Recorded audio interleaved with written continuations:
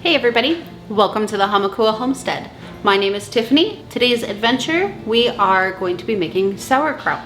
We are making sauerkraut today because we have been invited by Anna over at the Fermented Homestead to be a part of her collaboration, Fermented February. I figured since I'm pretty new to fermenting, and I know many of you are as well, I figured I would start with one of the very basics and one of the very favorite fermented foods. The sauerkraut is so simple to make, but it has so many beneficial lactic acid bacterias, like a whole bunch of different types. Go check out Anna's Fermented 101 video if you want to know all about it. But it is so beneficial to your gut, your brain, so many things. And honestly, every time I put a little bit on my plate, I just feel $1,000,000 better. Today I am going to keep it very basic with the sauerkraut, but I am going to turn it into a little bit spicy. I really happen to enjoy the flavor of jalapenos, so we're gonna throw some jalapenos in our sauerkraut. First thing that we need to do, we need to get our ingredients together. And those ingredients and supplies are simply one bowl, this is stainless steel, one head of cabbage. The recipe says to do 4 jalapenos, so I'm doing 6. That's just how I am. And of course you'll need plenty of salt. So first thing is first, we're gonna go ahead and get our cabbage cut up and put into our bowl. It's really as easy as that.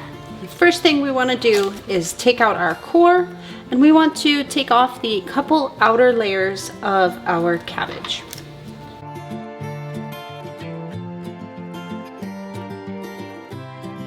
I'm gonna go ahead and take off these outer undesirable pieces real quick. Now I'm gonna go ahead and take off a couple, probably 2 of these outer leaves and try to keep them intact as much as possible. That should be enough. Those we are going to set aside for when we are done preparing our sauerkraut. So we're just gonna go ahead and shred it up and make it as small or as large as we desire. I'm gonna go ahead and do it a little bit on the thinner side today, but you can do it as chunky as you like.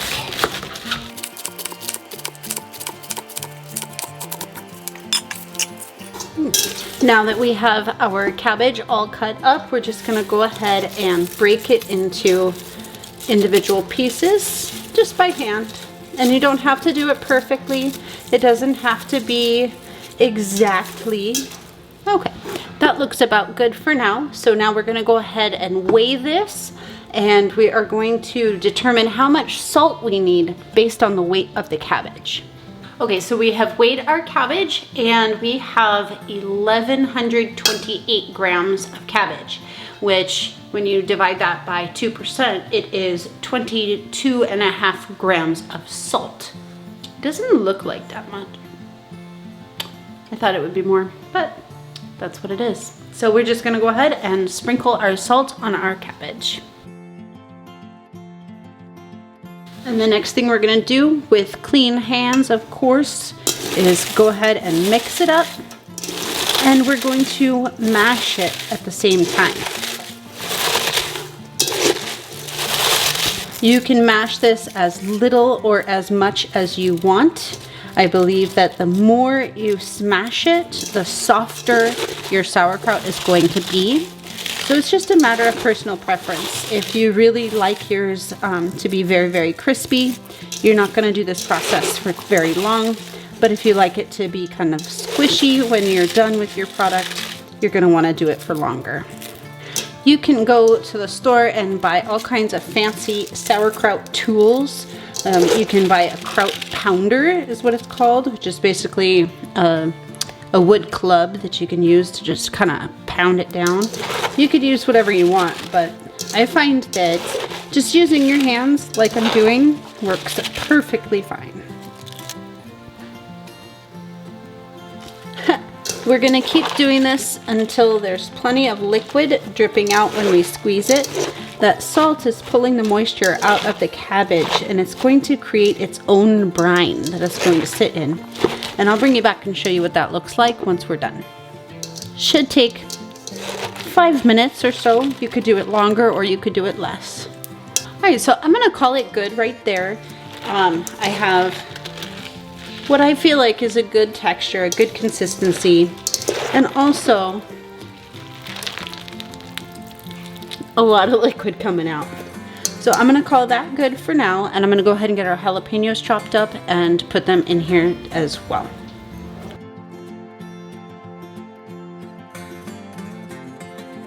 Okay, it has only been about 5 minutes, and we clearly have plenty of liquid. So we are just going to keep this sitting on the counter for, you know, roughly about half an hour. I just wanted to show you how quickly the liquid comes out of it. Alright, so I stepped away for a little bit and let our cabbage go ahead and sweat inside of the bowl. It's looking pretty good. We do have a good amount of liquid that sweated out with the salt. So I think we're in pretty good shape. The next things that you're gonna need to make sauerkraut is going to be a nice, fresh, clean mason jar or other container that's similar. This works very well. You wanna make sure that you're not cleaning your jars and your supplies with antibacterial soap, because of course we are trying to culture bacteria. We're trying to help the good bacteria grow. And if we're using antibacterial soap, it's going to kill those bacteria. Then you're gonna end up with a silly, moldy mess of... Okay, so the next step that we need to do is just go ahead and get our cabbage inside of our jar. However, because we are adding jalapenos, now is the time. Okay, so now we're gonna grab our nice clean jar and start filling it up. I'm gonna go ahead and use my canning funnel just so I make less of a mess in the process. I'm just going to go ahead and grab a couple of handfuls here and there, include a few jalapenos so that it is well incorporated. Don't be shy about beating it up inside the jar there a little bit. You want to make sure that it's crammed down there really, really well. Now this is where you could have a kraut pounder, and that would come in really handy because it has a flat bottom that you can just go ahead and pound it down in there and activate everything. A wooden spoon works just fine. And here you can see that our liquid is already up to about the surface.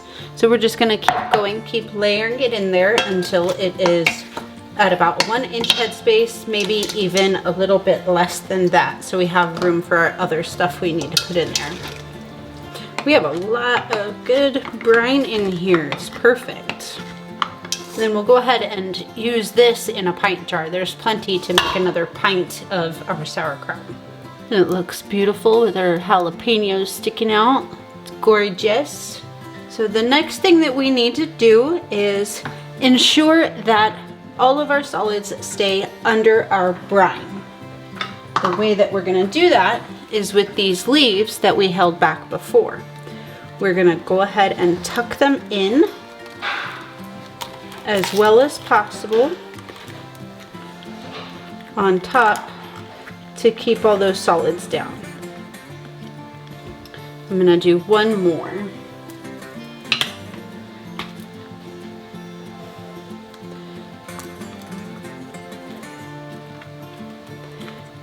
We need to make sure that all of our solids are under there because anything that is exposed to air has a chance of creating mold and bad bacteria instead of creating the good bacteria that are underneath the liquid. No bad bacteria can survive in this environment so long as there is no oxygen. So now that we have that on there, we're gonna go ahead and put our pickling puck. You could use any kind of a weight you want as long as it is super, super clean. So we're gonna push that down in there. And you can see that I have some seeds floating on top. I'm going to go ahead and remove those because I don't want that to have a risk of contaminating my ferment. Okay, so now that we have all of our solids underneath, we've cleaned out our seeds, we're going to use our fermentation lid, which is just a lid with a nipple. And what that does is it will allow all of the air to, not all of it, we'll have to help it along the process, but if it is going to explode with all of its fermentation bubbles, this will help prevent that from happening. Just use a regular canning lid. On we go.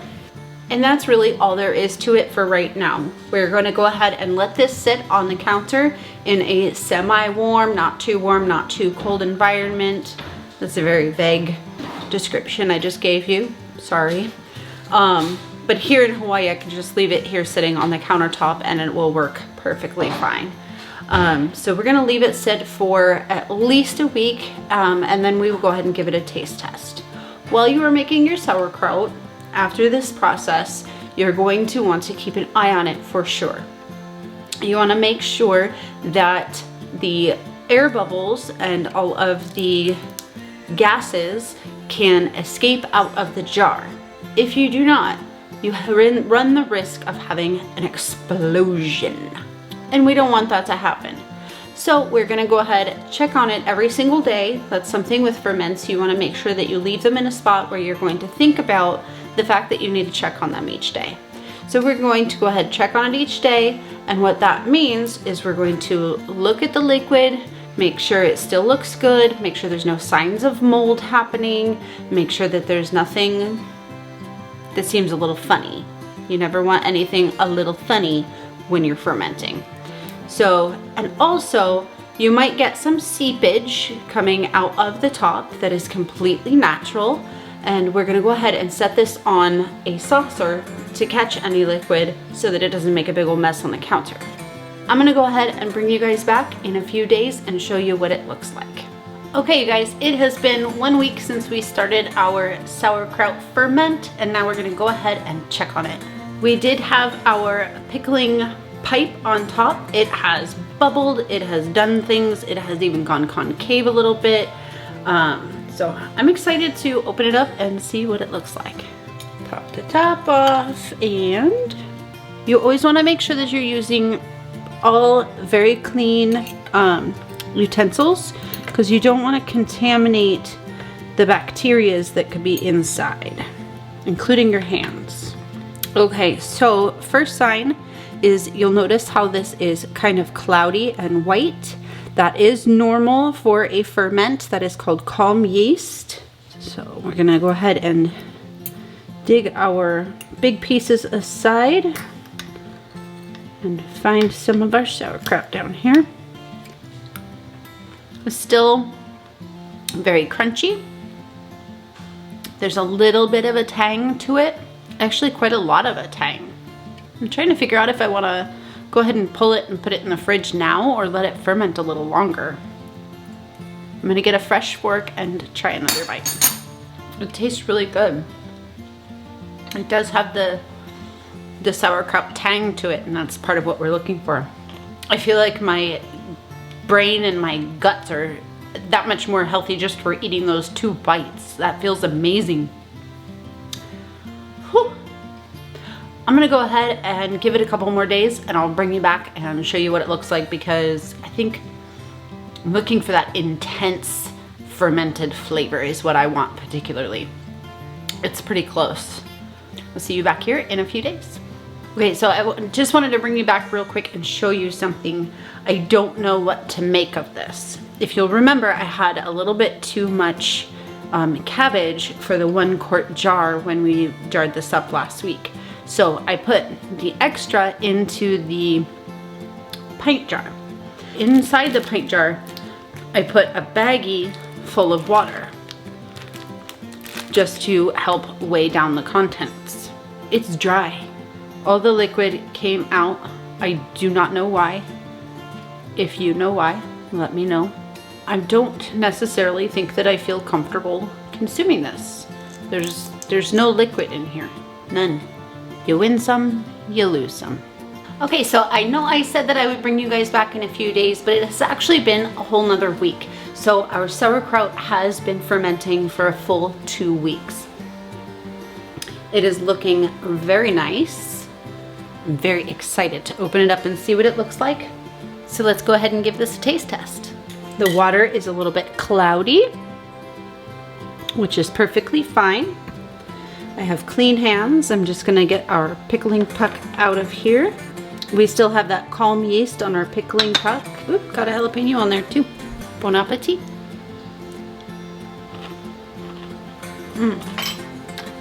That is excellent.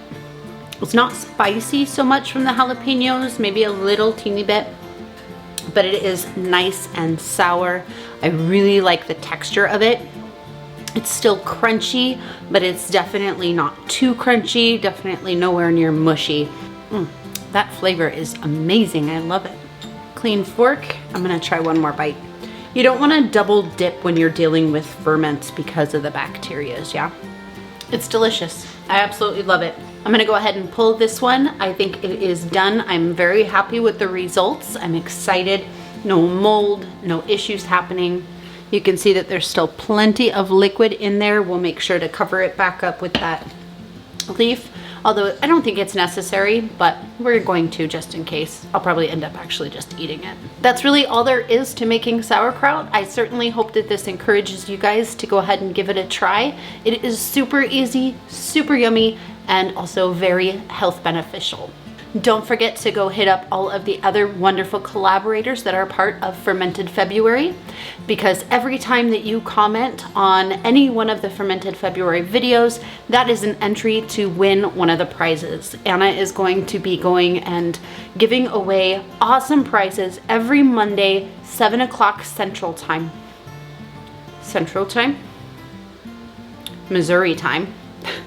And that is going to be every single Monday for the month of February. And then she is going to have an additional live on March 1st, giving away a grand prize. And it's all going to be random. So make sure that you go ahead and watch every single one of these videos, comment on each one of them so that you can be a winner as well. And I just want to give a big, huge thank you to not only Anna at the Fermented Homestead for putting together this collaboration, but also to Haas Tools for sponsoring this collaboration. They are a family-owned business, and I highly suggest you guys go ahead and check them out. I'll leave a link to them below. Thank you for joining me today on the Hamakua Homestead. I will see you again soon.